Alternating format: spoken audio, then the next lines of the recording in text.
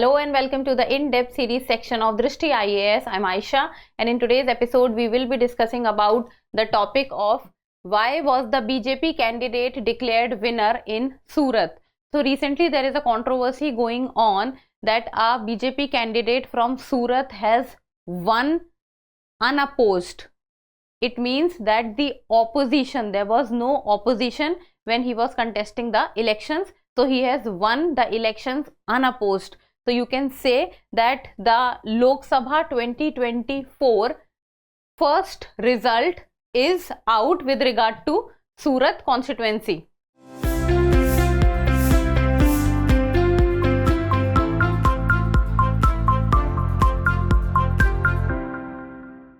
So points of discussion, first we'll be looking at the news, then what is law of nomination, what is the current issue which is going on, what are the legal recourse with regard to it, and in the end prelims practice question. Topic is of relevance from general studies paper 2, and what can be asked in examination is the law for nomination and the current issue associated with it, and with regard to this what is given in the Constitution or the Representation of People Act.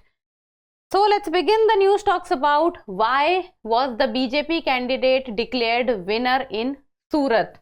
So what is the reason for the BJP candidate being declared as a winner in Surat, and the first result for the Lok Sabha 2024 is this result.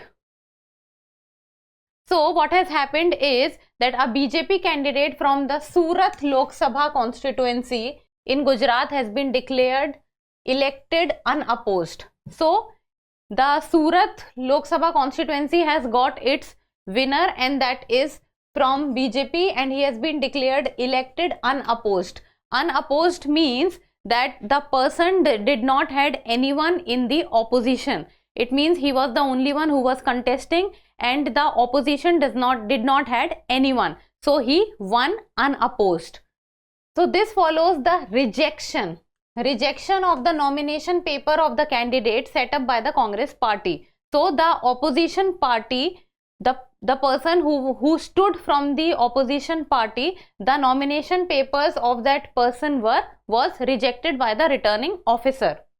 Withdrawal of nominations by other candidates, as the opposition party, that is the person who was contesting from Congress party, the nomination papers were rejected, and while all the nominations of the other candidates from some other political parties were being withdrawn. So the person on the Surat Lok Sabha constituency seat won unopposed. So this is the news which is going on in the social media or in the news very much. Now with regard to the law for nomination, that how a person files nomination and why the person who stood from Congress, the nomination was rejected, what is the reason for the rejection. So let us first know about the law for nomination.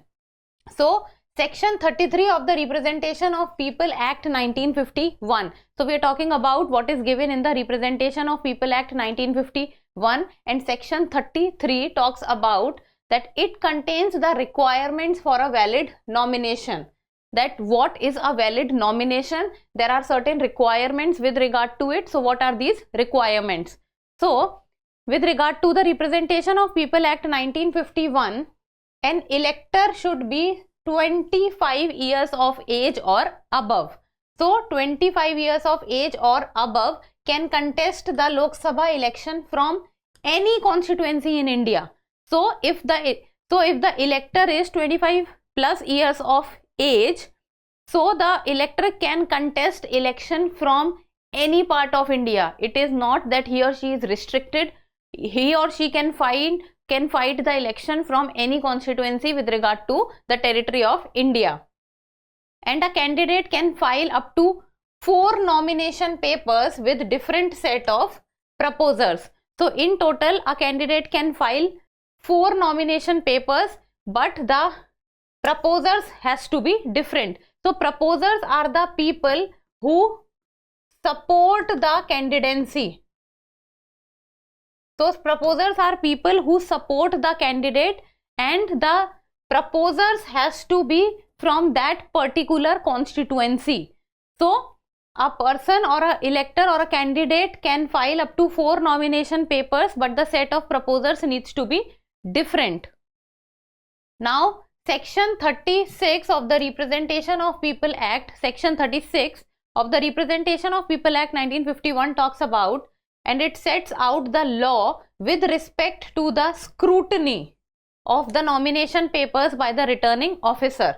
So, the Representation of People Act Section 36 talks about that the scrutiny can be done on the nomination papers, and this scrutiny can be done by the returning officer. So, returning officer is a government servant or a government employee who is responsible for looking after the election process in a particular area. So, that returning officer has the power to scrutinize the nomination papers, and the returning officer shall not reject any nomination for a defect that is not of substantial character. So, usually the returning officer do not reject any kind of nomination papers unless the returning officer finds something very major or something which is malified or something which is wrong absolutely. So, on usual basis, the returning officer does not reject or cancel the nomination papers of a candidate. But if the returning officer finds something of substantial character, something which is a major problem, then the returning officer has the power to reject or to cancel the nomination of a candidate. And one of the criteria for cancelling the candidature of a person is that it specifies that signature of the candidate or proposer found not genuine is ground for rejection. So, if the proposers are people who support the candidature of a person. So, if the signature of the proposers are not found genuine, then the rejection of the nomination papers can be done. And now this is what is the issue which has happened in the recent case, and this is what has happened with the Congress candidate, that the sign of the proposers was not matching, and that is why the candidate who was standing from the Congress side, the candidature was cancelled. Now let's see the current issue. So the Congress party candidate for the Surat constituency has filed 3 sets of nomination papers. So from three sides the nomination paper was filed, but the proposers for these 3 nomination papers were his brother-in-law, nephew and business partners. So this was also not the problem. The problem was that the opposition party objected to his nomination and said that the signatures of his proposers were not genuine. Now this is where the problem started, when the BJP started saying that the signature of the proposers are not genuine in nature. And the returning officer also received affidavits from the proposers claiming that they had not signed the nomination papers of the candidate. So even the people whose name or whose signature was there as proposers, they themselves filed the affidavit and has claimed that they have not signed as proposers for the candidate.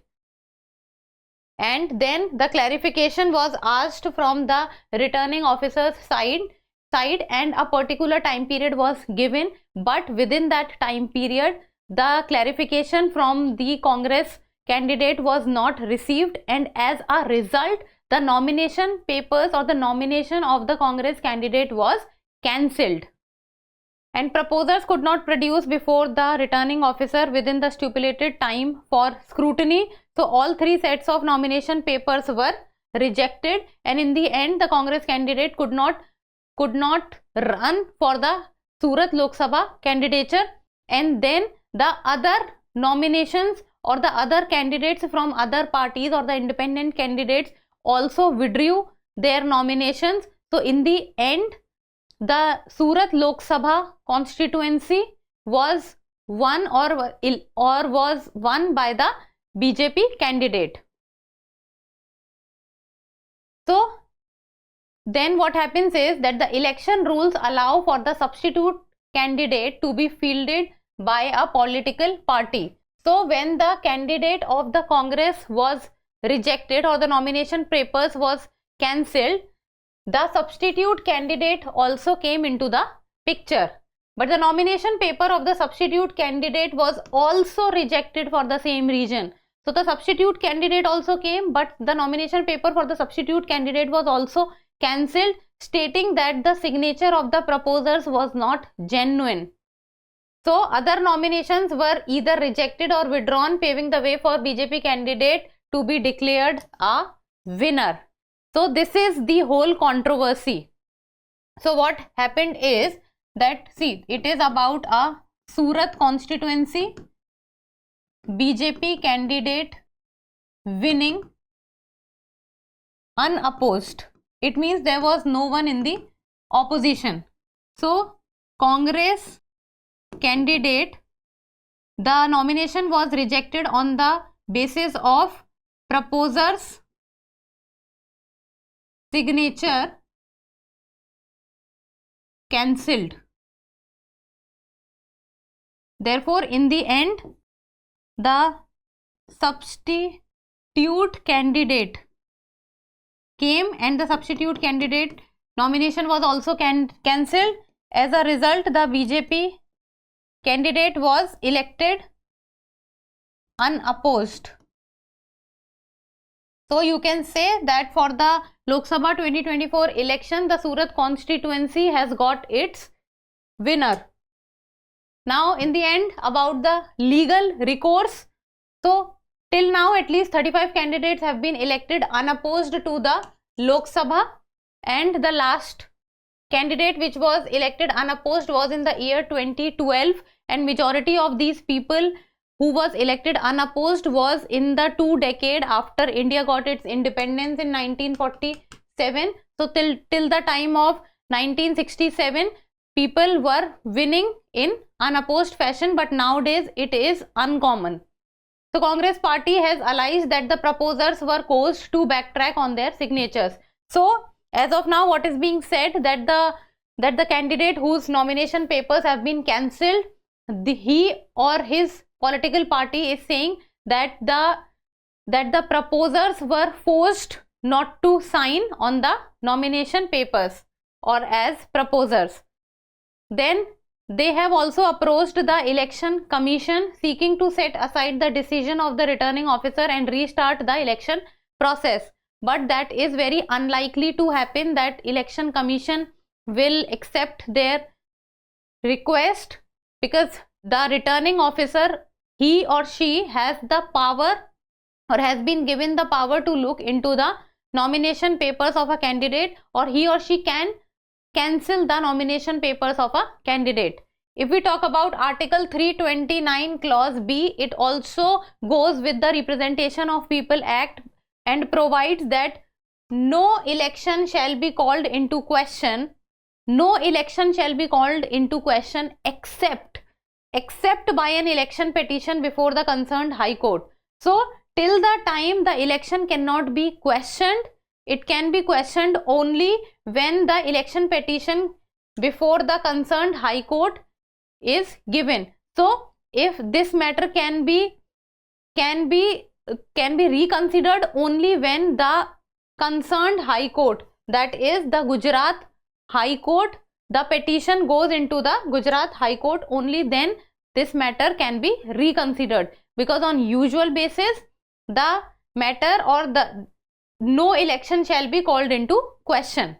So this is about the whole matter, and in the end a prelims practice question, and you people need to tell me the answer in the comment section.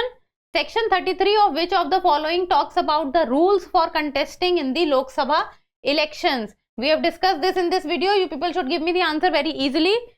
Representation of the People Act 1951, Constitution of India, rules of Lok Sabha, or none of the above. So give me the answer in the comment section. And that's all for today. Thank you so much for watching. Till we meet next time, keep reading, keep writing, or keep subscribing to the channel. Thank you. For more informative content, like, share and subscribe, and do not forget to press the bell icon to get the notifications.